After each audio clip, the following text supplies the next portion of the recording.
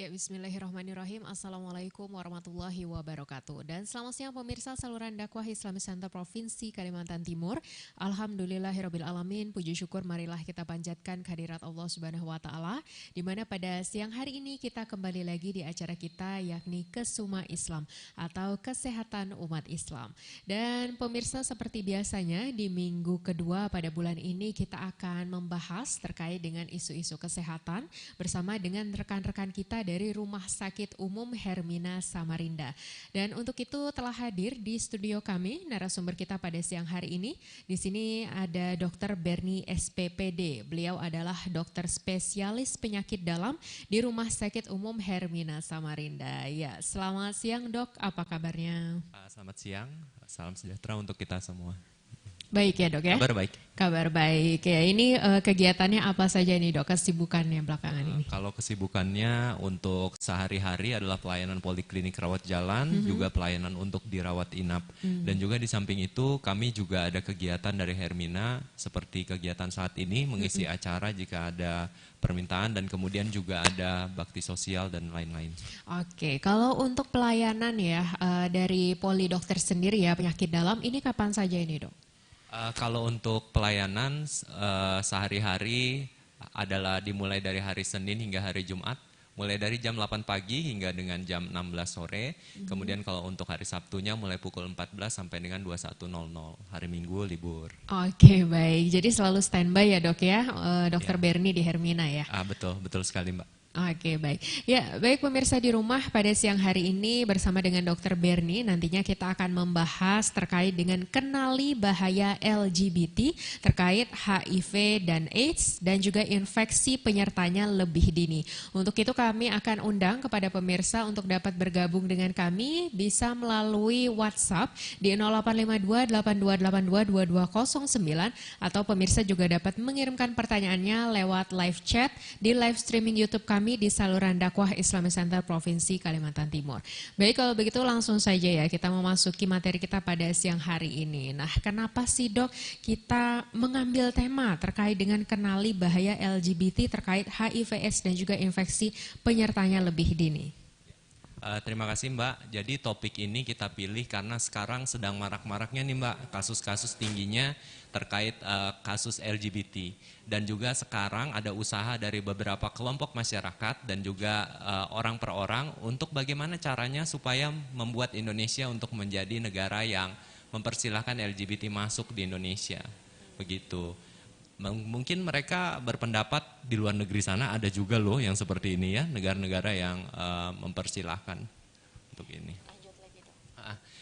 Kemudian kita lanjut untuk materi LGBT ini demikian penting karena ternyata penanaman idenya sudah mulai sejak anak usia sekolah loh Bapak Ibu. Kalau misalnya kita perhatikan info-info, mungkin ada kita dengar ya, ada sekolah di mana toiletnya ada 3 nih Bapak Ibu atau pemirsa. Ada toilet laki-laki, ada toilet perempuan, dan juga ada toilet yang gendernya dalam tanda kutip netral. Tentu ini akan menimbulkan pertanyaan kan, gender apa ini gender netral? Laki-laki bukan, perempuan juga bukan. Nah, di sini juga sering kalau misalnya kita lihat ada isu di mana penggerebekan, paling sering sih itu di tempat gym, kebugaran. Tiba-tiba dikumpulin laki-laki, ya kan, kumpul semua laki-laki. Penggerebekan, ternyata mereka dalam tanda kutipnya melakukan pesta yang tidak sewajarnya. Nah, kemudian juga ada tanda di sini kalau misalnya kita perhatikan ada bendera, kok gambar pelangi. Kenapa kalau pelangi begitu dicekal ya? Kalau misalnya pertandingan bola ini membawa isu tentang LGBT dan sebagainya. LGBT itu apa sih sebenarnya? Nah, LGBT itu sebenarnya adalah singkatan. Kalau dulu orang cuma tahu LGBT saja ya, ada lesbiannya, terus juga ada gay, orang bilang ada biseksual dan ada transgender. Ternyata sekarang ada juga ada yang Q dan ada juga yang plus. Nah, itu apa ya? Kalau mungkin kalau lesbian Bapak Ibu tahu, oh kalau lesbian ini berarti perempuan-perempuan, kalau gay mungkin laki-laki, biseksual dua-dua bisa, ACDC. Kemudian ada juga yang transgender yang nggak seperti itu terus akhirnya jadi seperti itu karena kemauan dirinya. Dan juga ada yang baru-baru ini ada yang Q. Q ini apa? Katanya sih Q ini adalah query katanya, masih dalam pencarian. Tentu membingungkan ya, maksudnya apa yang dicari? Gendernya dicari, dia sendiri juga bingung tentang gendernya dia. dan itu memang ada dan juga ada berbagai jenis. Slide next. Ini pernikahan yang kita lihat ada di nyata ini. Kalau misalnya pernikahannya ada di Korea, ini Bapak Ibu bisa lihat untuk apa namanya, untuk keterangan catatan kakinya memang ada negara yang memperbolehkan untuk case yang seperti ini terjadi. Tentunya ini kan tidak lazim untuk di Indonesia. Lanjut. Next.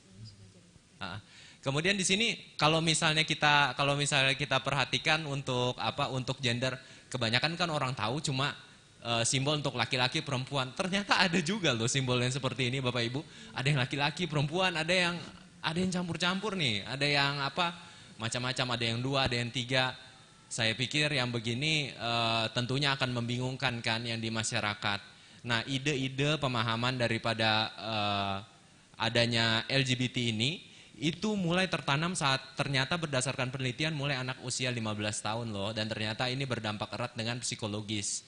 Ini adalah beberapa sumber kepustakaan yang kalau kita bicara rasanya kalau nggak pakai data rasanya kurang srek ya Bapak Ibu atau pemirsa. Nah, ini dari pemberdayaan tentang Kementerian untuk Perlindungan Perempuan dan juga Anak.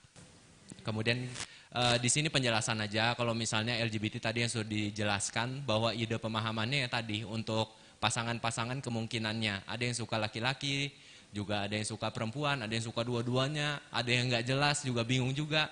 Nah, tentunya topik yang seperti ini begitu banyaknya sehingga tidak mungkin kalau kita mau bahas semua ini juga dalam satu sesi, dalam 1 jam ini tentunya nggak akan habis. HIV-nya aja dibahas mungkin 1 minggu nggak habis-habis, ya kan? Apalagi untuk bahas LGBT yang masih dalam perdebatan. Perdebatan itu bukan hanya di masyarakat saja, bukan hanya pada tokoh masyarakat saja, bukan hanya pada tokoh agama saja yang sudah didudukan bersama dan mereka semua tentunya sepakat kalau misalnya LGBT ini di Indonesia loh ya, 6 agama itu pernah didudukan 1 kali dan mereka sepakat kalau jenis kelamin hanya 2, hanya laki-laki dan perempuan. Nah, di samping itu juga kalau untuk pendapat-pendapat masih pertentangan, cuma untuk isunya sedang ada isu di mana bagaimana caranya untuk membuat Indonesia juga menerima untuk kasus-kasus itu, katanya sih kemerdekaan untuk HAM, katanya sih seperti itu. Nah, ini ternyata WHO punya pandangan yang berbeda. WHO itu ternyata menganggap bahwa LGBT adalah sesuatu yang harus untuk mendapat perhatian juga. Nah, di sini teman-teman atau pemirsa bisa lihat bagaimana WHO itu juga menganggap bahwa ini adalah hak kebebasan. Jadi untuk apa mereka menyatakan bagaimana perlindungan lah untuk terkait kasus-kasus LGBT ini supaya jangan sampai terdampak dengan HIV dan AIDS. Memang menarik di sini kenapa ya kalau misalnya WHO dan juga CDC juga ada, CDC itu untuk pencegahan juga penyakit menular di luar sana, itu begitu menghubungkan antara LGBT dan HIV. Kenapa ya? Kok bisa berhubungan LGBT dengan HIV? Ternyata dampaknya sangat tinggi sekali untuk hubungan-hubungan antara LGBT dengan HIV. Di sini yang menariknya adalah bahwa yang sudah diciptakan, yang sudah ada seharusnya kan perempuan dengan laki-laki ya, Tuhan ciptakan. Nah, tapi ternyata di sini ada yang mencoba membalikkan, jadi laki-laki dengan laki-laki itu adalah sumber penularan yang tertinggi daripada kasus HIV. Nanti kita bisa lihat pada slide berikutnya. Nanti di sini ini jelas datanya. Ini datanya dari CDC tahun 2021. Jelas kalau penularan ini bahwa tertinggi pada laki-laki dengan laki-laki. Kenapa begitu? Nanti kalau Bapak Ibu ingin tahu bisa tanya di bagian sesi pertanyaan ya Mbak ya. Banyak pertanyaan yang bisa ditanyakan slide-nya. Nanti kalau misalnya kita lihat lagi, next slide. Oke. Nah, ini HIV ya. Oke, baik. Jadi intinya adalah di sini kenapa kita membahas terkait dengan HIV/AIDS dihubungkan dengan LGBT, tentunya adalah isu yang sangat diperbincangkan, hangat diperbincangkan gitu ya Dok ya, pada saat zaman sekarang gitu, bahwa benar adanya LGBT ini sendiri akhirnya juga menciptakan adanya jenis kelamin yang baru gitu ya, selain dari laki-laki dan perempuan tadi. Ya, Oke, dan tentunya adalah bagaimana dari WHO sendiri, kemudian juga Kementerian Kesehatan Indonesia ini sedang menyoroti terkait dengan LGBT dan juga kesehatan dari mereka semua, apalagi dihubungkan dengan HIV dan AIDS ini sendiri. Baik, nah ngomong-ngomong tentang HIV/AIDS ini, HIV/AIDS ini sendiri apa sih Dok? Ya.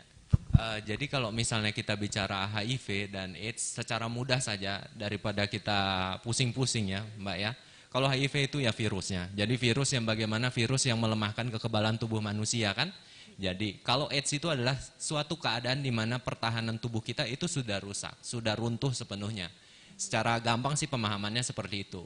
Jadi HIV ini sebenarnya dulu-dulunya kan penyakit yang tahunnya itu munculnya tahun 1981, 10 tahun sebelum saya lahir. Jadi 1981 itu mulai kasusnya di Amerika. Dikumpulkan ada 5 orang laki-laki, ternyata gay, dan ternyata di antara mereka ya HIV ini bisa dapat dengan infeksi-infeksi penyertanya. Seperti itu. Oke, jadi HIV ini sendiri adalah virus yang memang adanya di tubuh manusia itu tadi ya Mbak ya? Ya dok ya? Ya betul, jadi virus ini menular lewat penularannya lewat darah dan virus ini memang menular dari manusia ke manusia. Jadi hampir tidak mungkin kalau ada yang bilang kalau misalnya dia adalah orang yang baik-baik saja, terus juga kalau misalnya tiba-tiba saya nggak tahu, tiba-tiba saya kena AIDS, kalau bukan karena ada jalur penularan darah, entah dari ibunya, entah dari transfusi, entah karena berhubungan seks atau hubungan sesama jenis yang seperti kita jelaskan, atau jangan-jangan dia lagi apes ketusuk jarum, ya kan? Nah seperti itu. Nanti di bagian berikutnya kita akan lihat tentang cara penularannya ya Mbak. Oke, kita mau lihat terlebih dahulu ya terkait dengan epidemi HIV ini sendiri di Indonesia gitu. Kalau epidemi ini gampangnya kalau kita lihat di satu Indonesia nggak ada daerah yang bebas daripada HIV AIDS ini. Ini kan terkait dengan perilaku manusia. Nah, kalau misalnya manusianya benar-benar aja harusnya peta ini nggak seperti ini. Tapi yang menarik adalah bahwa daerah tertingginya ini di Jawa. Di Jawa itu banyak ya. Kalau misalnya di Jawa HIV itu udah sering lah, udah rutin lah, mereka udah biasa. Ada klub-klub malam dan sebagainya, gaya hidup bebas. Dan yang menarik adalah ternyata nggak ada klub malam di Papua juga banyak juga HIV-nya ya kan. Nah itu terkait dengan bagaimana pemahaman juga ya, bagaimana pemahaman dan juga bagaimana perlindungan terhadap HIV ini yang disikapi masyarakat juga. Itu diharapkan dengan edukasi yang seperti ini Mbak, itu bisa mengubah pola pikir orang supaya bagaimana caranya janganlah menularkan ke orang lain kan. Betul. Nah, dan ternyata HIV ini sendiri seperti yang tadi sudah dibahas di awal tidak hanya tertular karena adanya yang biasanya kita tahu kan karena sering gonta-ganti pasangan dan lain sebagainya. Tapi di sini lebih ditekankan adanya tadi terkait dengan LGBT atau apalagi adalah male ke male atau hubungan seks antara laki-laki dan laki-laki itu sendiri ya dok ya. Baik, nah kita mau lihat kasus HIV dan AIDS ini sendiri menurut kelompok umur kalau di Indonesia ya. Nah, kalau menurut kelompok umur tentunya kalau misalnya kita lihat tentunya kelompok umur produktif yang paling tinggi ya daripada kita pusing-pusing lihat angka persentase grafik.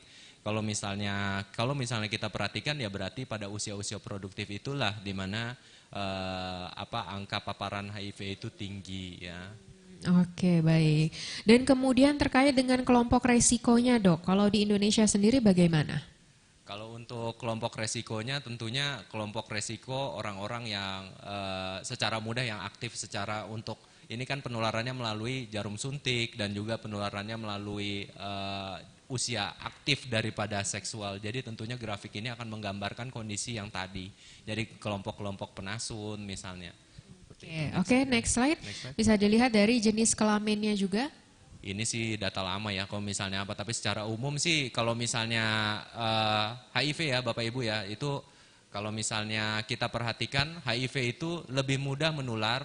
Kalau kenapa sih laki-laki, tentunya Bapak Ibu bertanya, kenapa laki-laki dengan laki-laki ini lebih banyak ya kalau misalnya kita lihat laki-laki dengan laki-laki lebih banyak. Kenapa? Karena tidak ada tempat lain pada laki-laki selain di tempat yang itu kan, hanya di tempat yang seharusnya tidak dilakukan hubungan. Dan daerah itu pertahanannya hanya tipis, tidak sama dengan daerah yang diciptakan pada wanita. Kalau daerah yang diciptakan pada wanita tentunya daerah yang seperti ini, daerah yang tahan untuk dilakukan hubungan dibandingkan dengan daerah laki-laki.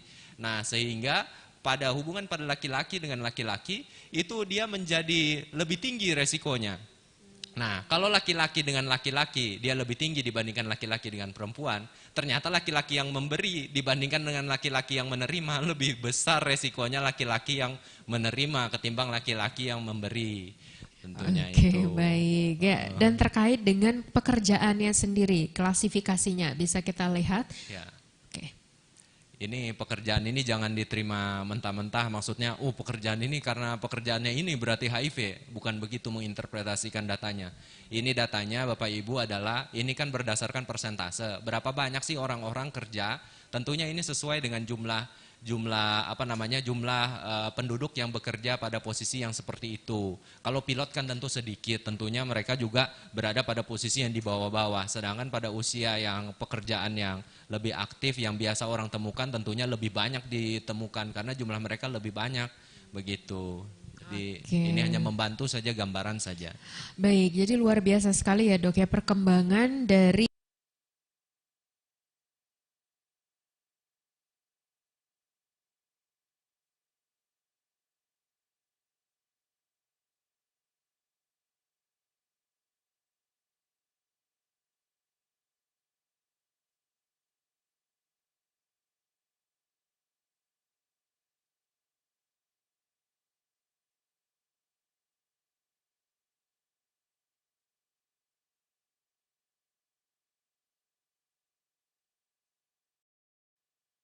Tidak mungkin makanya orang bilang saya di rumah-rumah saja saya kena HIV, turun. Ini penyakit kutukan dan sebagainya, rasanya tidak mungkin.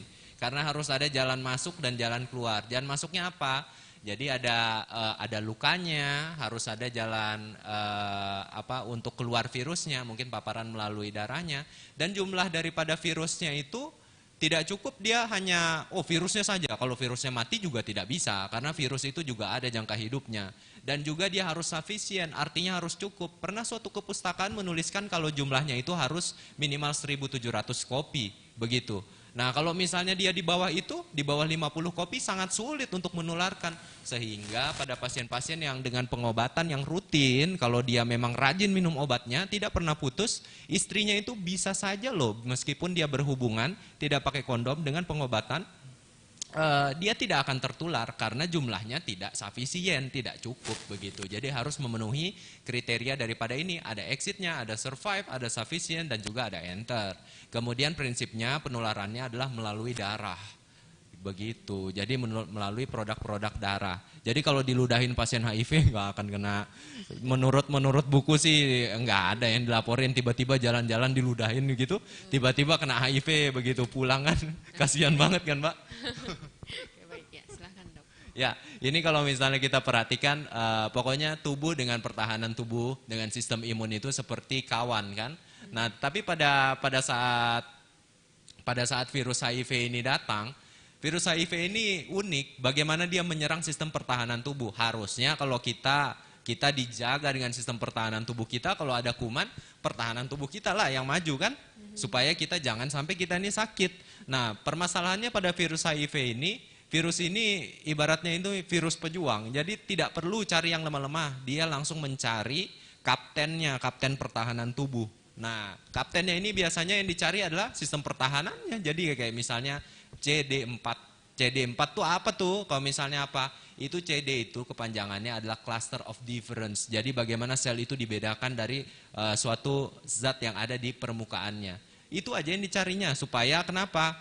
Ngapain cari yang kecil-kecil? Cari aja yang regulasi sistem pertahanan tubuh. Itu kita serang langsung menurut virusnya kan? Itu kita serang langsung. Kemudian mereka akan menguasai satu badan.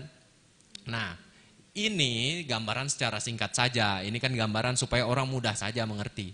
Kalau misalnya jumlah virus itu sudah mencapai suatu keadaan, kalau dia bisa bertahan, di mana dia bisa survive di badan, virus itu akan di situ terus dan tidak akan pernah mati.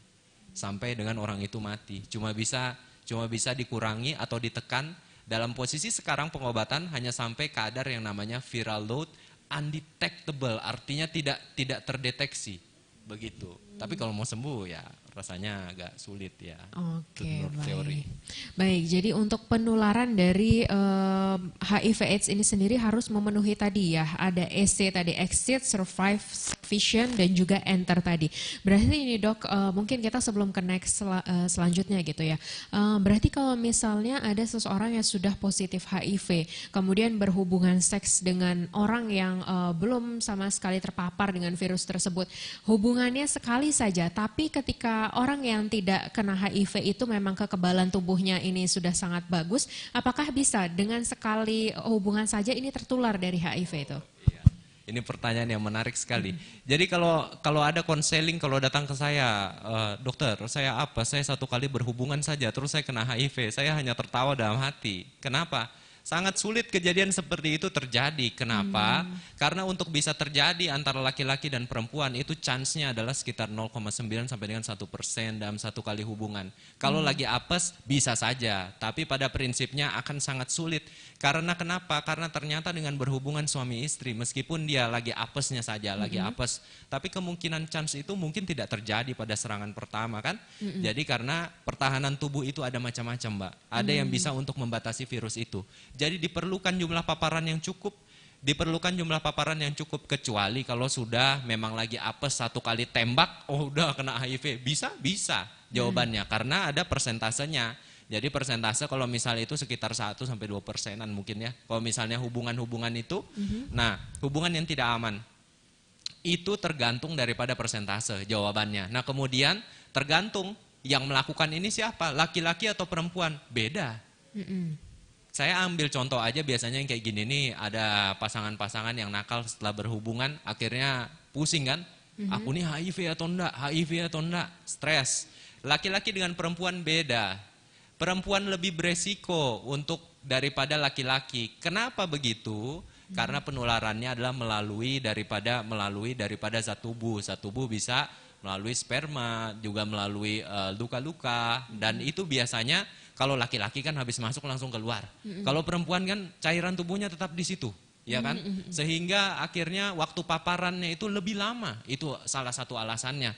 Kemudian ada friksi di sana dan itu juga akan menyebabkan virus itu akan bertahan di sana dan juga dia akan mencari sistem pembawanya. Jadi ada namanya kalau saya lebih dalam sedikit semacam makrofag, sel datia dan sebagainya itu akan membawa virus itu ke jaringan-jaringan yang namanya kelenjar getah bening tentunya. Jadi laki-laki dengan perempuan berbeda ya. Kalau misalnya laki-laki tentunya laki-laki resiko lebih tinggi. Tapi kalau laki-laki dengan laki-laki itu lain cerita. Laki-laki yang menerima tentu lebih tinggi. Oke, baik. Nah tadi terkait dengan tergantung dari persentasenya. Persentase yang dimaksud ini persentase virus dari orang tersebut atau persentase kekebalan tubuhnya? Oh iya. Jadi persentase ini adalah kalau dianggap ya, kalau misalnya dianggap persentase itu dalam jumlah, anggaplah 100 kali tindakan. Nah ada aja yang apes dia 1 kali. Jadi kalau misalnya 1% ya 100 kali dia ada aja yang apes 1 kali misalnya kayak gitu kan. Dia lagi apes misalnya 100 kali berhubungan 1 kali chance-nya itu. Ada juga yang 2 kali 2% dan tergantung daripada virologinya. Jadi tergantung juga daripada virusnya. Nah itu bukan hanya tergantung, itu kan jumlah rataan saja ya Mbak. Anggap saja jumlah rataan virusnya seperti itu. Tapi pada sebagian orang kadar virus demikian tingginya loh. Jadi itu nilai itu bisa naik persentasenya. Sehingga tetap ada resiko karena ada yang bandel berobat. Ada juga yang kayak gitu virusnya memang banyak banget gitu di badannya. Ada juga yang rajin-rajin berobat tapi masih mucil. Nah yang seperti ini ya, kebetulan nih sarana edukasi. Pasti ada yang nonton di saluran channel Islamik ini pasti ada yang sudah HIV. Saya yakin pasti ada. Nah tapi nggak usah kecil hati karena dengan pengobatan kan bisa hidup sebagaimana orang normal. Tapi ingat jangan berpikir seperti ini. Oh saya kan sudah HIV, hajar aja terus, nggak apa-apa kan udah positif. Kan udah positif.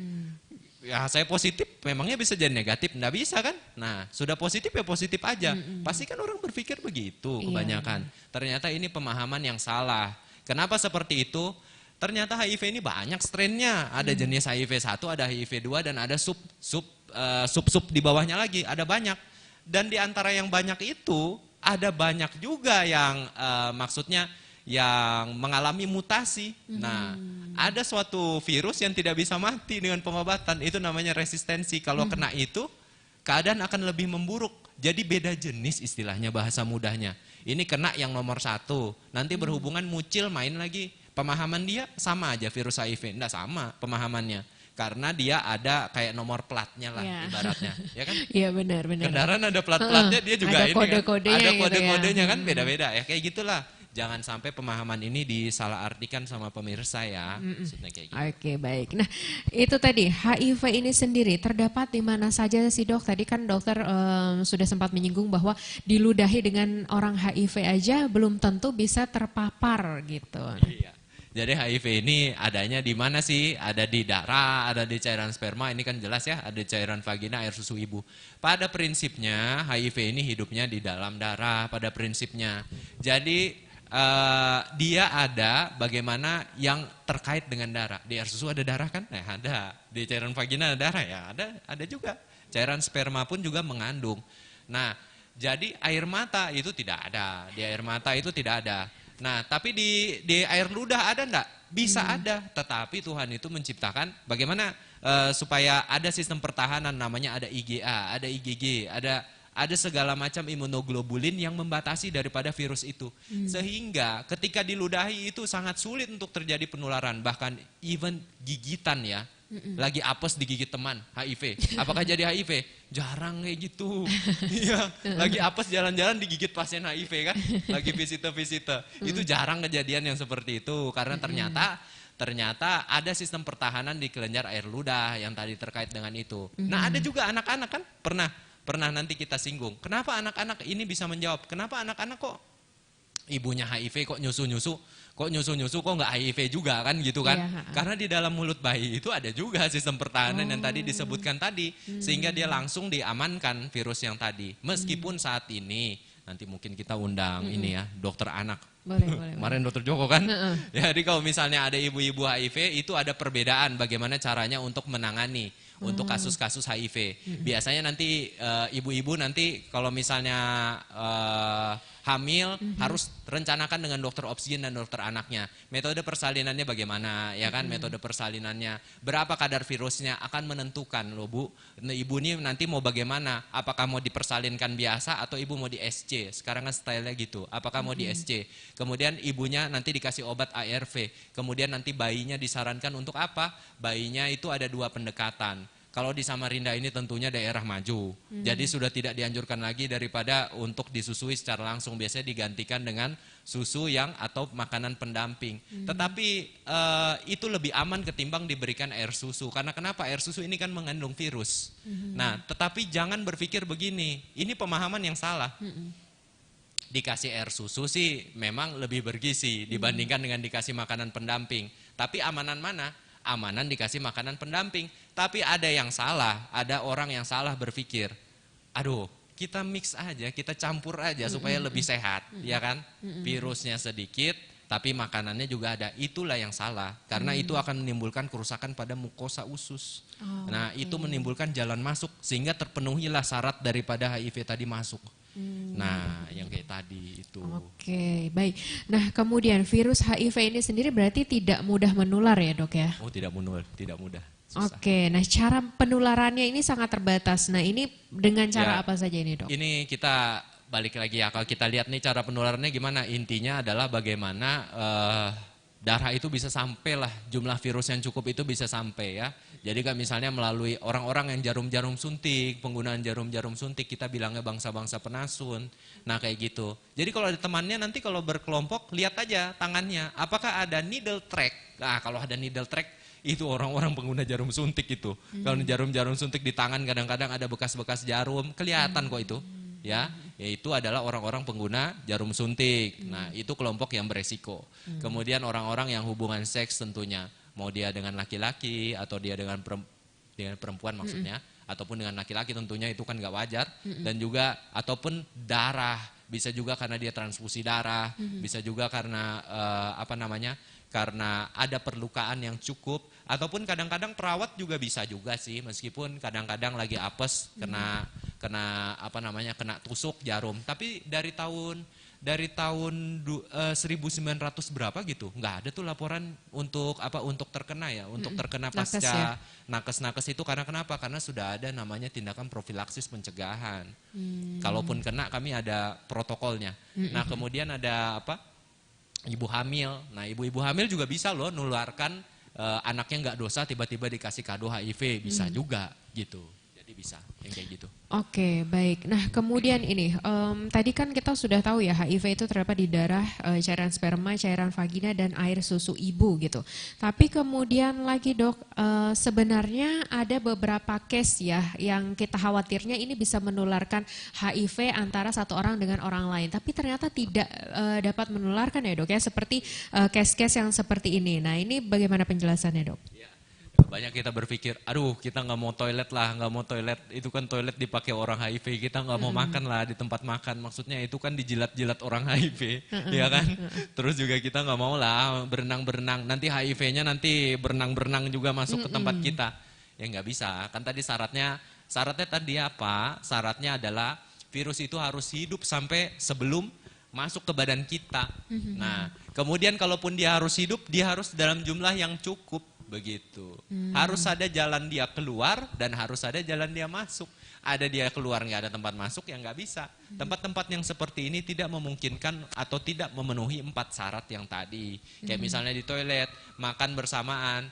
Itu makanan juga dijilat sendoknya dikasihkan orang HIV jilat kasih ke kita nggak kena juga sih. Secara teori sih begitu. Tapi kalau mau dicoba kayaknya enggak ya. Tapi secara teori sih aman. Sehingga itulah alasan mengapa orang-orang yang tinggal satu rumah dengan orang HIV tidak terkena penyakit HIV ini, begitu.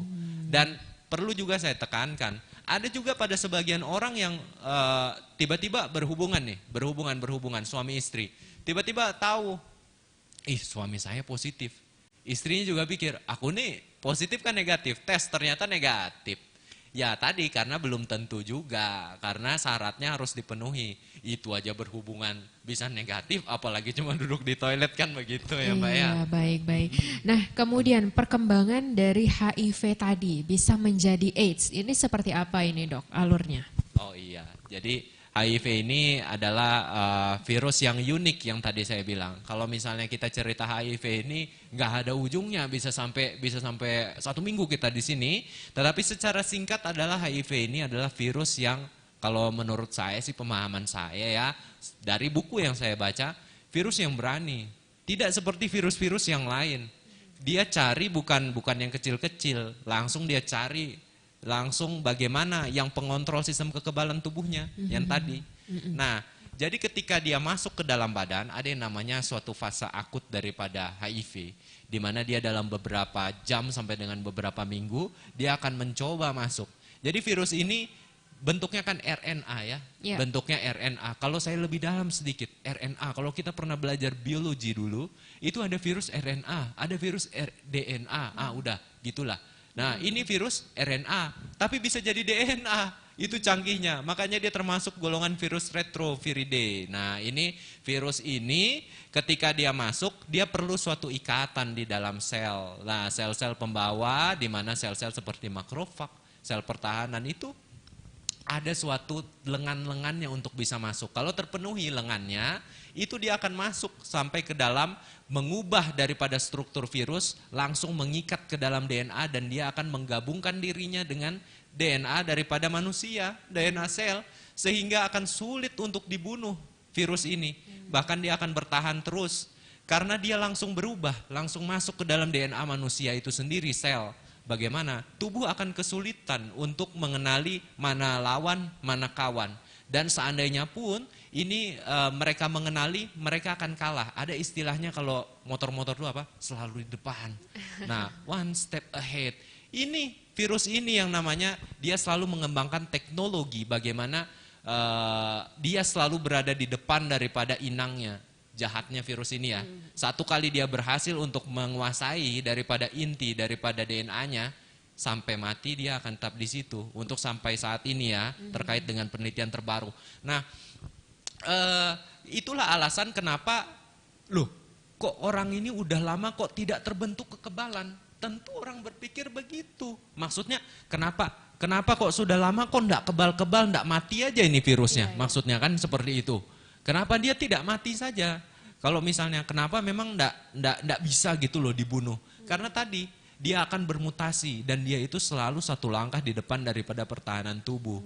Dia sembunyi di dalam dan kemudian satu kali dia bereplikasi, dia akan sulit dikenali. Dan pada saat itu kan tubuh mengenali nih, mencoba. Oh, dia ini serinya 120 keluarkan, yang seri 120 pertahanannya, ya kan, seandainya gambarannya kayak gitu. Ternyata dia sudah bikin lagi yang 121, tentu tidak mati. Nah, bikin lagi yang 121, dia bikin lagi yang jenis yang lain. Sampai sel kita itu exhausted namanya, sampai sel kita itu capek. Pertahanan tubuh kita ini capek, Mbak. Lama-lama ketika pertahanan tubuh kita ini capek, ya dia merajalela. Sampai saat itu jumlah virusnya sudah terlanjur tinggi. Nah, pada suatu keadaan di mana dia sudah terlanjur jadi, artinya keterlambatan pengobatan. Kadang-kadang kan orang berpikir, nanti aja sudah aku berobat, enggak apa-apa juga, sehat-sehat juga kok HIV, jalan-jalan aja. Itu salah. Karena kenapa? Pada saat di mana virus berhasil menguasai manusia dengan jumlah viral load yang terlalu tinggi dan pertahanan tubuh CD4 yang terlalu rendah, itu disitulah di mana kita tuh ada istilahnya, kenapa sih orang HIV periksa CD4 tuh apaan sih? Itu adalah baseline daripada pengobatannya. Nah, kalau dia terlalu lama dia biarkan pertahanan tubuh ini terlalu rendah, meskipun diobatin CD4-nya tidak akan naik. Dia akan gitu-gitu aja. Misalnya yang diobati CD4-nya 100, dengan CD4 ini pertahanan ya Bapak Ibu ya. Anggap aja kalau pertahanannya banyak, tambah lama umurnya. Kalau misalnya pertahanan sedikit, cepat pulang dia. Nah kan kayak gitu. Nah jadi kalau misalnya dia lebih lama diobatin, ya lebih cepat pulang dia. Karena dia tidak akan pernah naik ke arah pertahanan tubuh semulanya. Dan virus HIV kurang lebih seperti itu, sampai nantinya semakin rendah nilai pertahanan, semakin tinggi jumlah virus, semua, anggaplah CD4 itu seperti pagar rumah. Semakin rendah pagar rumahnya, ya musuhnya semakin banyak. Jadi musuh-musuh awal yang biasa kita dapat, TBC, itu musuh-musuh yang awal-awal, jamuran mulut. Nanti lama-lama HIV ini dengan perjalanan penyakitnya akan menimbulkan musuh yang semakin lama semakin berat. Karena pagar rumah kita udah dibuka sampai dasar. Nah jadi masuk aja yang aneh-aneh. Yang seharusnya yang besar-besar yang bisa masuk. Ini masuk yang kecil-kecil sampai yang jamur-jamur atap ini bisa dia infeksi. Sampai dengan kayak gitu. Sampai akhir-akhirnya orang HIV meninggal dengan infeksi dan kemudian kematian. Begitu, gitulah kurang lebihnya. Jadi intinya adalah ketika orang terkena HIV ini sendiri, yang terpenting dibahas itu adalah CD4-nya itu tadi ya Dok ya. Iya, baik, nah kita mungkin langsung loncat ya Dok ya, untuk infeksi-infeksi penyertanya ini sendiri dari HIV.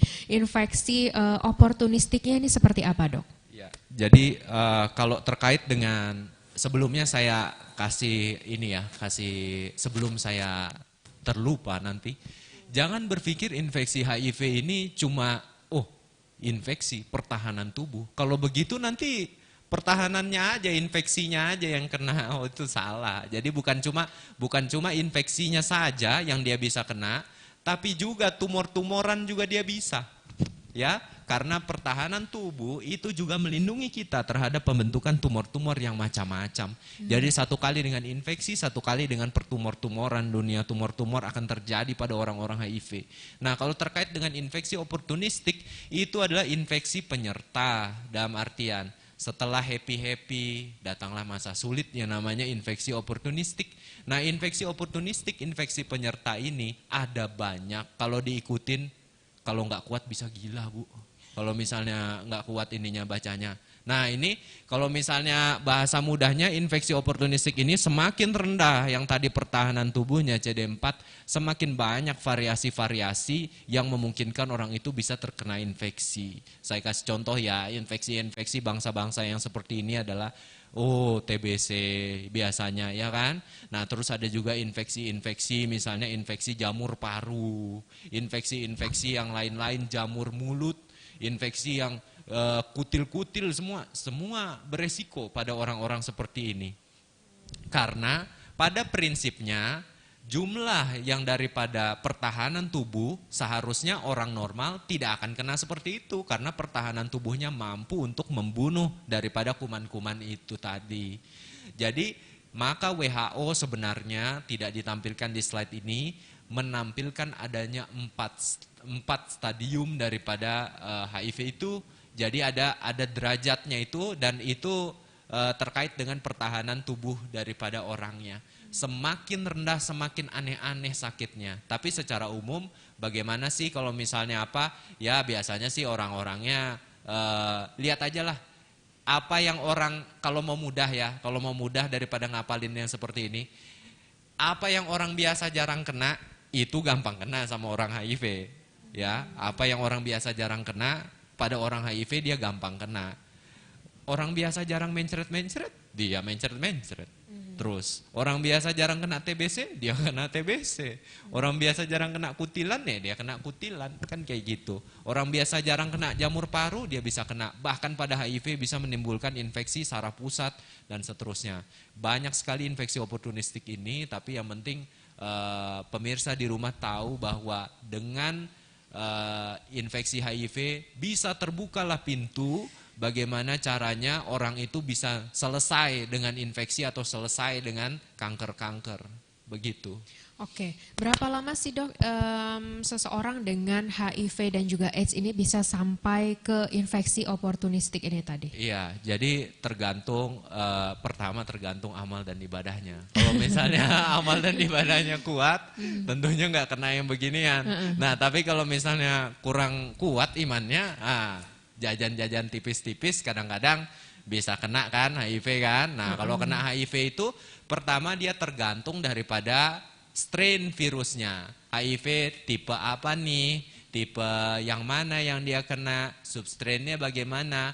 Berapa kadar viral loadnya? Apakah ada mutannya atau tidak? Ya kan? Kemudian apakah dia terlambat pengobatan atau tidak? Kalau terlambat pengobatan tentu berbeda. Apakah dia kegagalan terapi? Nah, tetapi pada prinsipnya sejak awal dia terkena sampai dia bergejala, sebenarnya awal-awal itu dia sudah mulai merasakan gejala. Tapi karena dia biasanya gejalanya pada fase akut artinya adalah gejala saat ini.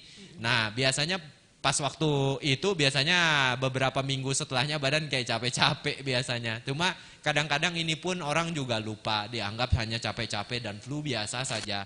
Namun setelah seiring berjalannya penyakit tergantung daripada kondisi virus dan juga pasiennya sendiri, pertahanan tubuhnya sendiri, itu rata-rata kalau umurnya panjang ya 10 tahunan, kalau umurnya pendek ya bisa lebih cepat, ya kan. Kalau diobati ARV ya bisa aja lebih panjang kalau misalnya itu, asal dia ndak mucil tadi, misalnya apa pemahaman dia ndak salah.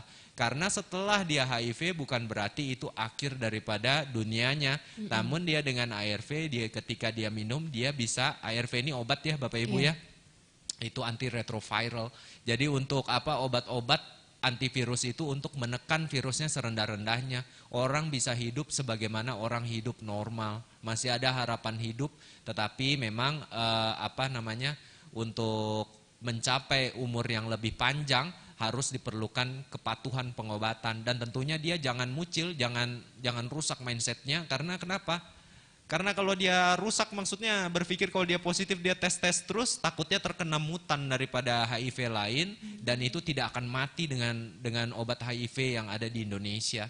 Untuk sekarang beruntungnya di Indonesia sudah punya obat HIV terbaru yang tentunya saya tidak perlu sebutkan di sini. Nanti kalau pingin tahu obatnya apa langsung ke Hermina, kami punya di sana. Untuk jenis-jenisnya, siapa tahu ada yang penasaran kan, atau penasaran pingin cek ya bisa aja kan punya obatnya ya. Ya tergantung dari itu, tergantung dari banyak hal sebenarnya. Oke, baik. Jadi intinya adalah ketika seseorang ini ya dok ya mulai terpapar dari virus HIV/AIDS ini sendiri, dia berarti masih bisa chance kehidupannya itu masih panjang ya, asalkan dia tadi berobat dengan rutin, kemudian juga minum obatnya juga harus dirutinkan, dan jangan ada mindsetnya tadi yang jajan tipis-tipis itu jangan lagi gitu ya dok ya. Dan bahkan untuk infeksi ini sendiri sampai ke tahap infeksi oportunistik ini sendiri bisa dalam waktu yang cukup lama bahkan. Tapi ada juga nggak dok orang dengan HIV tapi maaf ya dok ya mungkin meninggalnya karena umur bukan karena infeksi-infeksi ini tadi. Nah jadi yang menarik di sini adalah kalau teman-teman baca jurnal atau misalnya baca-baca isu-isu HIV itu ada loh orang-orang yang berhubungan mucil hidupnya tapi tidak pernah kena HIV. Saya jawab, ada yang begitu. Karena kenapa? Syarat daripada HIV masuk harus ada sel yang mempunyai misalnya CCR5, CXCS4. Itu adalah lengan-lengan daripada bagaimana virus HIV masuk lah. Intinya kayak gitulah Bapak Ibu ya. Intinya bagaimana. Tapi pada orang sebagian ini kadang-kadang ada mutasi. Jadi pada sebagian orang, ada orang yang tidak bisa diinfeksi HIV. Meskipun dia mucil, ada. Ada ya dok ya? Ada di dunia ini orang yang seperti itu. Meskipun dia kelakuannya mucil banget begitu ya. Jajan sana sini ada. Tapi itu jarang. Itu sangat jarang. Nah juga ada juga yang namanya non-progresor. Jadi ada dia kena HIV, gitu-gitu aja virusnya. Nggak berkembang. Ada, tapi itu jarang. Ya. Kenapa Sekali itu lagi bisa jarang. seperti itu dok? Ya, karena itu variasi daripada sistem pertahanan tubuh yang tadi saya bilang. Kadang-kadang ada yang selnya tidak memenuhi bagaimana dia dapat diinfeksi. Ada aja kan variasi-variasi yang seperti itu. Ada juga yang memang tidak memungkinkan bagaimana virus itu untuk bertumbuh. Tapi jarang sih yang begitu, hitungan jari, dan itu jangan dicoba kayak gitu. Itu terlalu beresiko. Dan kalau misalnya balik lagi ke pertanyaan, apakah apa namanya tadi? Apakah orang dengan HIV ini ada yang meninggalnya ya murni Meninggalnya, karena bisa umur, aja, tapi bisa tidak aja. dengan infeksi tadi? Bisa ada. Karena dengan pengobatan ini belum sebulan pengobatan orangnya udah gemuk lagi. Itu banyak. Ada yang orang infeksi oportunistik jamurnya sampai di leher loh Bapak Ibu. Berapa hari udah bersih mulutnya habis dikasih obat anti jamur. Jadi tergantung sih sebenarnya. Kalau dia rajin-rajin aja makan-makan bergizi, ya rajin-rajin beribadah, ya panjang lah umurnya, bisa aja selesainya dengan yang lain ya. Karena pada prinsipnya kan semua orang pasti meninggal juga ya Mbak ya. Iya, Cuma benar. kan caranya ya, cuma caranya. Siapa tahu dia masih memungkinkan dia hidup dengan normal dan meninggal dengan cara yang lain. Begitu jawaban kesimpulannya. Baik, nah untuk infeksi oportunistik ini sendiri kan menyerangnya macam-macam ya dok ya. Ada yang menyerang saluran pernafasan, kemudian juga ada yang saraf pusat dan saluran cerna dan lain sebagainya. Nah untuk infeksinya ini sendiri terhadap orang-orang dengan HIV dan AIDS ini sendiri, penularannya bagaimana? Kok bisa ada yang kemudian sampai ke infeksi ke saluran cerna atau mungkin ada yang di sistem saraf pusat dan lain sebagainya? Itu tergantung daripada rendahnya pertahanan daripada tubuh kita. Jadi kalau misalnya dia untuk awal-awal ya mungkin untuk mungkin awal-awal ya untuk biasanya ditemukan ada jamuran, ada masalah di paru-parunya, saluran pernapasan, baru nanti kemudian ada masalah yang lain-lain.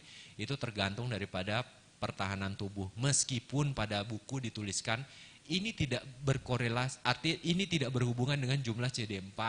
Artinya jangan Bapak Ibu berpikir CD4-nya 200 berarti kumannya begini. Dulu memang pernah ada kepustakaan yang seperti itu. Memang ada yang menuliskan, oh ini berarti kalau misalnya pertahanan tubuhnya begini, ini kurang lebih begini. Ternyata itu hanya kasaran saja. Intinya semakin rendah, semakin banyak daripada kuman-kuman itu bisa kena. Sampai yang terdalam pasien bisa sampai koma, infeksi susunan saraf pusat dan meninggal. Jadi tergantung daripada berapa cepat sih kita ngobatin daripada pasiennya. Jadi kalau misalnya dia datang sudah terlambat, tentu infeksinya musuhnya akan semakin lebih sulit. Kalau misalnya itu bisa sampai stadium yang 4, makanya di situ ada, kalau kita lihat ada stadium, ada derajat kedalaman daripada infeksi-infeksi atau musuh-musuh yang nanti mungkin dihadapin begitu. Oke, baik. Nah, mungkin kita bacakan dulu pertanyaan dari pemirsa ya dok ya. Izin bertanya dokter, waktu di BNN teman saya banyak yang HIV akibat jarum suntik dan mereka sebagian mengkonsumsi obat antivirus ARV. Tetapi walau sama-sama mengkonsumsi ARV, ada sebagian yang tetap sehat, ada juga yang menurun kesehatan sampai meninggal. Apa penyebabnya ya dok? Lalu apakah nyamuk bisa menjadi perantara HIV menular? Terima kasih. Terima kasih. Sebelum saya lupa, nyamuk tidak bisa menularkan untuk HIV. Nyamuk tidak bisa menularkan karena ternyata nyamuk itu meskipun ngentup-ngentup darah dan mengandung juga darah di dalam badannya, ternyata ada semacam sistem saring filter di dalam tusukannya itu. Nah, kemudian untuk apa? Untuk terkait dengan penggunaan. Sebelum saya lupa, jarum yang digunakan sama-sama pakai jarum, tentu berbeda. Jarum ada jarum tumpul, ada jarum yang berongga. Jarum tumpul tentu kandungan virusnya lebih rendah dibandingkan dengan jarum yang berongga karena ukuran daripada luas penampang berbeda kan, sehingga jumlah virusnya tentu berbeda. Yang pertama. Yang kemudian untuk kenapa yang diobati yang satu hidup, yang satu meninggal, tentu itu jawabannya karena takdir, ya. Nah, tapi di luar daripada itu ada alasan yang lain. Karena kenapa? Bisa saja jumlah virusnya itu berbeda, bisa saja strain virusnya berbeda, bisa saja yang satu dia dapat yang lagi apes-apes dia berhubungan dapat yang mutan. Artinya yang tidak bisa mati dengan obat-obat yang biasa. Karena virus HIV ini meskipun dia belum sekolah sampai sarjana, kalau misalnya sangat sulit untuk dibunuh. Apalagi dengan orang-orang yang mucil istilahnya. Dia dapat istilahnya HIV tapi dari jarum orang yang mucil, sehingga dikasih tahu nggak mau dengar kan gitu kan. Nah, berarti virusnya tentu berbeda. Virus ini tidak akan pernah mati meskipun dengan ARV regimen atau pengobatan yang sama. Nah, kemudian jadi dia anggaplah untuk sekarang itu begitu banyak variasi daripada obat-obat, dan biasanya kita keluarkan obat-obat biasanya seri bisa macam-macam obatnya. Jadi ARV itu bukan satu obat ya Bapak Ibu ya. ARV itu ada bisa variasinya, ada variasi-variasi kombinasi drugnya. Nah, bisa saja dia itu memang kuman ini tidak peka terhadap obat ini. Makanya tentu kita harus evaluasi, bukan hanya dikasih obat kayak seperti dikasih makan kayak misalnya kita kasih makan pelihara ayam makan gitu, nggak bisa. Karena harus di selain dikasih ARV, tentu harus perlu pemantauan. Pemantauan itu dilihat apakah ada kegagalan terapi. Kegagalan terapi ini macam-macam, ada kegagalan yang secara klinis, imunologis dan juga virologis dan macam-macam lah intinya seperti itu. Kalau bingung datang ke penyakit dalam kan gitu. Nah, berarti kalau misalnya bisa jadi temannya Bapak Ibu ini ada kegagalan terapi tapi dia nggak tahu, dia pikirkan gini, oh ini aja obatnya minum-minum, yang satu kan sembuh minum-minum, ternyata enggak, ternyata dia jenisnya berbeda begitu dibandingkan dengan jenis yang lain, sehingga dia perlu untuk penanganan yang berbeda. Karena ternyata ARV juga memiliki seri-seri pengobatannya. Kami punya ARV senjata lini 1, 2, 3 dan seterusnya ya, bahkan ada juga yang sedang mau datang lagi. Tapi tentunya kalau pingin tahu lebih dalam lagi jenis-jenis ARV, kita kasih lihat langsung. Tapi syaratnya harus positif dulu kan, baru kita bukakan kan obat-obatnya gitu. Takutnya nanti tahu-tahu obatnya gitu, ini nanti disalahgunakan. Karena makanya obat-obat ARV itu semuanya terregistrasi ya sistemnya ya. Nggak bayar sih, tapi syaratnya HIV dulu. Betul.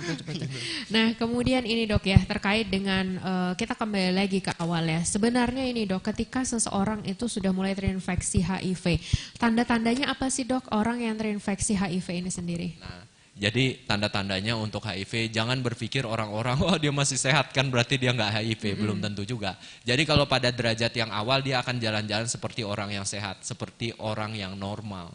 Tetapi kita bisa mengenali orang normal, tapi kalau kepribadiannya mulai menyimpang, itu sudah mulai-mulai. Bisa saja dia itu mengandung virus HIV, makanya janganlah coba-coba sama orang-orang yang seperti itu kan gitu. Kita lihatlah bagaimana orang-orangnya ya kan, bagaimana perjalanannya. Meskipun dia normal, tapi kalau dia gaul-gaulnya sama orang-orang yang nggak normal juga, tentu kita harus waspada begitu. Nah, terus untuk kalau mau lihat gejalanya, untuk awal tidak ada gejala. Kalau misalnya kita lihat nanti dia kalau sudah parah-parah saja baru nanti dia bergejala. Nah, yang unik adalah pada sebagian orang kadang-kadang ada yang cuma dientup nyamuk. Aduh, lihat nah tanganku nah dientup nyamuk hitam-hitam kayak gini nah. Kenapa nih? Dulu enggak kayak gini. Ini aku alergi nah, tapi alerginya dapatnya mulai besar. Kenapa seperti itu? Karena terjadi perubahan daripada pertahanan sistem imun. Bisa saja ya orang itu gejala-gejala daripada robohnya sistem pertahanan imun. Jadi untuk awal-awal tidak bergejala, tapi untuk kedepannya begitu banyak variasi gejala, mulai dari yang berat-berat yang gampang dikenali sampai dengan gejala-gejala ringan yang tadi begitu. Oke, nah terkait dengan infeksi oportunistik ini sendiri, apakah kemudian seseorang yang sudah parah gitu ya dok ya, tiba-tiba didiagnosis tadi ada cancer, sampai bisa cancer kan dok ya? Bisa contohnya mungkin meningitis gitu ya. Ketika seseorang didiagnosis meningitis dan kemudian ternyata meningitisnya itu sendiri disebabkan karena HIV/AIDS-nya tadi. Tapi kemudian dia sebelumnya tidak merasakan, kayaknya dirinya baik-baik aja gitu. Apakah ada ini dok, memang HIV/AIDS yang tidak terdeteksi gitu? Si pasiennya tidak merasakan apa-apa, tahu-tahu sudah ada diagnosis meningitis atau keluhan-keluhan seperti itu. Kadang-kadang yang seperti ini sih datangnya bisa saja yang seperti ini memang tidak dosa tapi dapat HIV kan. Biasanya dari bapak ibunya kadang-kadang yang seperti itu. Itu kelompok-kelompok yang tidak dosa tapi dapat HIV kan. Ada juga kelompok yang dosa, ya udah tahu lah. Kalau misalnya udah pernah nakal kan sering-sering nakal. Nah kalau misalnya yang kayak gini, kelompok-kelompok yang seperti ini, yang nakal-nakal ini biasanya udah tahu sih kalau dia beresiko. Biasanya kalau dia masuk-masuk rumah sakit, dia sudah mulai curiga, dan biasanya orang-orang sekarang udah pinter ya, udah cari-cari sampai obatnya pun mereka tahu. Jadi kalau misalnya tidak bergejala, tiba-tiba masuk dengan meningitis, bisa juga, tapi biasanya sih ada yang lain-lain juga, biasanya gejala-gejala lain yang bisa menimbulkan kita kecurigaan ke arah sana. Biasanya dari segi perawakan dan sebagainya itu mulai kita bisa tahu. Karena untuk sampai ke meningitis, itu biasanya meningitis itu apa sih? Itu penyakit radang daripada selaput pembungkus daripada otak kan. Nah itu biasanya karena ada infeksi-infeksi yang lain-lain. Kayak misalnya infeksi virus, infeksi juga yang lain. Karena menyebabkan dia lebih gampang untuk bisa gampang terinfeksi. TB pun bisa kok di sana, ya, TBC pun bisa. Karena TBC bukan cuma hanya ada di paru kan. Nah jadi bisa saja dia bisa tiba-tiba dapat, tapi cuma kalau tiba-tiba di rumah, nah dapat tiba-tiba dapat meningitis, kayaknya agak susah sih. Karena biasanya ada gejala-gejala yang lain. Biasanya dia sudah mulai ada gejala-gejala. Entah dia diare-diare dulu kah, entah dia apa. Karena itu kan pertahanan tubuhnya turun secara perlahan-lahan biasanya. Dan untuk bisa sampai gejala seperti itu perlu waktu tahunan. Jadi rasanya kalau misalnya tiba-tiba, berhubungan besoknya meningitis, kayaknya agak susah ya. Tapi kalau misalnya muncul biasanya perlu waktu tahunan. Gejala-gejalanya sudah mulai terasa tuh, turun-turun berat badan, mencret-mencret dan sebagainya gitu. Oke, baik. Nah kemudian hubungannya lagi dok antara LGBT tadi, apalagi ini dengan kaum yang homoseksual tadi ya dok ya, dengan adanya HIV/AIDS ini sendiri, penularannya tadi kan lebih cepat ya antara laki-laki dan laki-laki tadi. Nah ini seperti apa sih dok? Ya, jadi untuk penularan daripada laki-laki dengan laki-laki tentu lebih tinggi ya. Kalau bicara LGBT tentu case-nya paling banyak adalah laki-laki dengan laki-laki. Meskipun ada juga kelompok-kelompok sebagian yang masih bingung dengan dirinya sendiri dan jenis kelaminnya. Nah, tapi pada laki-laki dan laki-laki ini tidak ada tempat lain selain di tempat yang seharusnya tidak dilakukan ya. Tempat untuk BAB dia juga hajar juga di situ kan. Nah, tempat yang seperti itu kan tentunya tidak didesain untuk dilakukan hubungan di sana, dengan perlindungan daripada mukosanya lebih rendah dibandingkan daripada perlindungan tempat wanita, di mana dia untuk ketika dilakukan penetrasi di sana terbentuklah luka-luka, terbentuklah akses jalan, dan kemudian juga di sana juga banyak juga sel-sel kayak misalnya makrofag dan sebagainya, sehingga lebih gampang untuk terbentuk infeksi begitu. Untuk terbentuk infeksinya, paparannya lebih gampang. Nah setelah dia terbentuk ini, masalahnya kadang-kadang orang-orang LGBT ini kadang-kadang serinya banyak mbak. Bukan cuma suka laki-laki, ada yang suka laki-laki perempuan masalahnya. Habis dia bawa lagi ke istrinya kan gitu. Sehingga penularannya bisa terjadi. Dan biasanya yang LGBT gini, saya minta maaf ya, biasanya bukan cuma suka sama laki-laki aja. Biasanya kadang-kadang suka pakai drug, suka pakai juga itu. Dan itu juga kadang-kadang di-share gitu loh. Nah jadi pasien-pasien seperti ini tentunya jika aturan baru ini akan sah, ya tentunya kita juga harus aware ya dengan kondisi-kondisi yang akan kemungkinan terjadi untuk kedepannya. Mungkin ada baiknya juga kalau nanti misalnya semakin banyak gay dan juga semakin banyak kasus LGBT di Indonesia, kamu sebelum nikah mungkin bagusnya untuk screening daripada premarital. Kalau misalnya gitu, itu kan memang sebelum nikah kelihatannya ganteng-ganteng, ganteng-ganteng, belum tentu yang ganteng-ganteng itu. Yang ganteng-ganteng itu straight, lurus kan belum tentu ya kan. Jadi kalau misalnya nggak yakin ya, untuk keamanan bersama, sebelum daripada itu lakukanlah uji daripada premarital test kan. Jadi kita uji dulu apakah memang betul, supaya sama-sama enak ke depannya kan. Jadi kayak gitu sih. Baik, ini ada pertanyaan dari pemirsa di rumah ya dok ya. Selamat siang dok, saya mau bertanya, kapan mulai memberikan terapi ARV pada ODIF tanpa infeksi oportunistik? Ya, terima kasih. Ini menarik. Ini sepertinya terkait dengan tenaga kesehatan ya. Jadi untuk memberikan terapi ada dua style. Zaman dulu adalah melihat daripada kadar CD4. Ibu CD4-nya belum rendah-rendah. Jadi kita nggak perlu kasih obat, nanti dulu ya. Nanti kita tunggu dulu ya. Nanti kayak gitu ya. Nah, tetapi pada style yang sekarang adalah ternyata penelitian terbaru mendukung bahwa ternyata ini harus diobati sesegera mungkin. Bahkan pada kasus-kasus tanpa infeksi oportunistik itu diobati dalam waktu 7 hari kalau misalnya bisa. Sesegera mungkin. Nah, permasalahannya ngobatin ARV ini orang-orang HIV tidak bisa hanya berpendapat bahwa ini kan saya sudah HIV ini, marah-marah sama dokternya. Saya harus dapat obat ARV, Dok. Saya harus dapat obat ARV. Nggak bisa seperti itu. Ada tahapan-tahapannya. Karena ternyata syarat pertama daripada pengobatan ARV adalah tidak boleh ada infeksi lain di badan pasien selain daripada HIV. Jadi jawabannya kapan? Sesegera mungkin. Tapi cepat dan tepat. Jadi singkirkan dulu semua IO, artinya infeksi oportunnya. Semua infeksi kita buang dulu semua, dia aman, baru kita masuk terapi. Karena kalau kita salah kita start, bukannya nolongin malah ngongkosin dia cepat pulang naik ke atas. Karena kenapa? Karena terbentuklah namanya sindroma rekonstitusi daripada sistem imun. Kenapa seperti itu? Karena pertahanannya rendah, pagarnya rendah, kita angkat pas waktu dia pertahanannya rendah. Di dalam sudah banyak musuh, ya kan? Sudah terlanjur banyak musuh di dalam. Kita naikkan pagarnya, akhirnya peradangannya tambah tinggi. Pada kondisi seperti itu pasien bisa sampai dengan kondisi buruk sampai dengan seburuk-buruknya. Jadi kalau misalnya itu namanya sindroma iris. Jadi singkirkan dulu, baru kita start.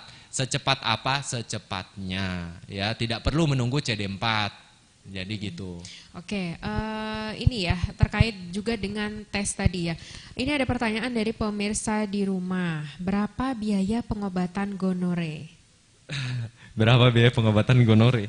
Wah, ini kalau terkait dengan biaya tentunya bervariasi ya Bapak Ibu ya. Terkait dengan biaya tentunya bervariasi. Tapi untuk sekarang, kalau untuk di era jaminan kesehatan, saya pikir yang seperti ini mudah-mudahan bisa masuk di wilayah wilayah pengobatannya BPJS ya. Kalau misalnya untuk variasinya itu ada yang dengan suntikan Bapak Ibu. Jadi tergantung daripada antibiotiknya juga ya yang kita pakai. Dan juga tentu saya mau bilang harga juga agak sulit di sini karena masing-masing rumah sakit tentu punya standar yang berbeda.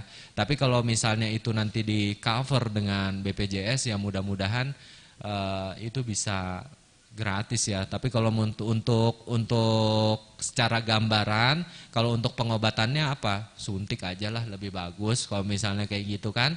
Nah, tapi tentunya gonore ini tidak akan bisa hilang kalau misalnya perilaku tidak diubah. Jadi meskipun dia disuntik, kemudian dia juga baik atau dengan pengobatan lanjutan dia baik, tapi kalau sikapnya tidak diubah, dia tetap akan ada. Dan Bapak Ibu perlu tahu pemirsa di rumah bahwa infeksi saluran daripada mau saluran yang mana aja, infeksi itu akan meningkatkan multiplikasi resiko infeksi HIV. Itulah mengapa pada orang-orang yang nakal, yang sering berhubungan, itu dengan infeksi-infeksi yang seperti ini lebih gampang untuk terjadinya infeksi HIV begitu. Oke, nah mungkin ini pertanyaan terakhir ya Dok ya. Selamat siang Dok, anak tiri saya awalnya dites HIV 3 kali tapi hasilnya negatif. Dokter hanya mendiagnosis TBC paru, meningitis, dan abses otak. Setelah parah imunnya 27, baru ketahuan positif HIV dan udah di tahap AIDS. Kok bisa ya Dok? Terima kasih. Jeda 3 kali tes, tapi hasilnya negatif, dan setelah parah imunnya 27, baru ketahuan positif HIV dan sudah di tahap AIDS. Oh, jadi begini Bu, untuk pengujian memang dilakukan pengujian HIV untuk memastikan orang itu HIV atau tidak, memang dilakukan 3 kali pemeriksaan baru keluar hasilnya. Jadi pemeriksaannya itu ada pemeriksaan namanya dengan reagen yang berbeda, ada yang pakai ELISA dan sebagainya. Nah, itu dikumpulkan 1 kali, 3-tiganya clear positif ya, dia positif gitu kan.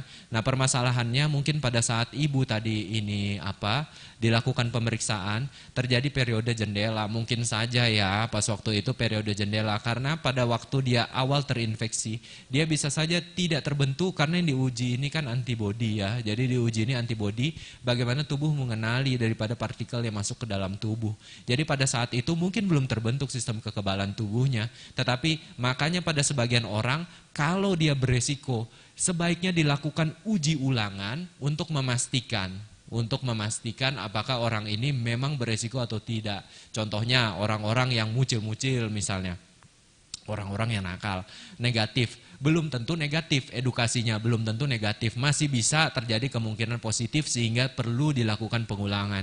Ada juga memang pada kondisi yang memang rendah sekali sistem pertahanan tubuhnya, kemungkinan yang lain bisa tidak terbentuk sistem antibodi yang mumpuni untuk terdapat dites ya. Jadi untuk itu hasilnya negatif. Pada kasus yang seperti ini ya kita lakukan pemeriksaan bisa alternatifnya kalau misalnya kita yakin benar ini HIV bisa kita ulang ya. Ini kan kita cerita yang pertama kasus yang cukup bagus sistem pertahanannya, yang kedua kayaknya anak tiri ibu ya kalau nggak salah ya. Anak tiri ibu itu pertahanan tubuhnya jelek bener misalnya ya kurang bagus misalnya kayak gitu. Kalau misalnya klinisnya yakin HIV, misalnya yakin HIV, seyakin-yakinnya berarti bisa dilakukan tes antibodi atau kita bisa menggunakan pendekatan yang biasa dipakai pada anak berusia di bawah 18 bulan. Jadi biasanya pada anak-anak kita tidak nyari antibodinya lagi, sekalian kita cari virusnya sekalian.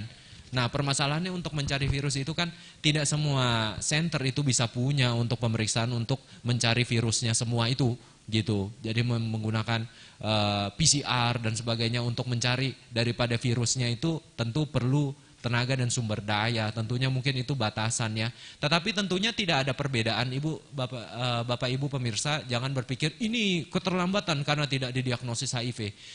Bukan begitu juga, karena juga seandainya positif juga tidak bisa juga ditreat HIV-nya, harus diatasi penyebabnya satu persatu. Masalah abses otaknya diatasi, masalah paru-parunya diatasi dan sebagainya sambil menunggu dia positif atau tidak, kan begitu kan. Jadi pada prinsipnya kemungkinan anak ibu sudah ditangani sebagaimana mestinya, tetapi memang ada keterbatasan daripada pemeriksaan itu karena yang digunakan adalah pemeriksaan antibodi pada orang dewasa. Kecuali pada anak-anak yang baru-baru lahir itu tidak dilakukan pendekatan seperti pada orang dewasa, tetapi menggunakan pemeriksaan sekalian sama virusnya dicari gitu ya. Oke baik, ya ini semoga menjawab ya pertanyaan dari pemirsa tadi. Ya dokter, tidak terasa sudah 1 jam nih kita bersama dengan pemirsa. Silahkan dokter untuk memberikan kesimpulan dan juga pesannya kepada pemirsa. Ya, terima kasih pemirsa sudah mau mendengarkan kita ya Mbak ya, sudah 1 jam. Nah ini kesimpulannya adalah atau take home message yang bisa dibawa pulang adalah bahwa ternyata LGBT adalah hal yang menurut saya dan menurut agama dan juga itu tidak benar juga, dan juga memang ada berbagai perdebatan di sini apakah masih boleh atau tidak, tetapi sebaiknya tindakan LGBT Bapak Ibu menilai karena juga itu terkait dengan penilaian ya, penilaian Bapak Ibu, tapi menurut daripada kesehatan sangat tidak baik dan terkait dengan tingginya infeksi daripada HIV.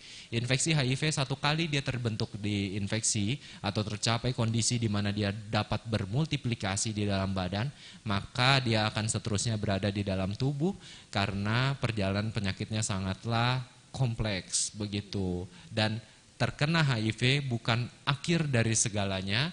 Orang HIV masih bisa hidup normal seperti orang biasa, tetapi dengan pengobatan yang teratur begitu.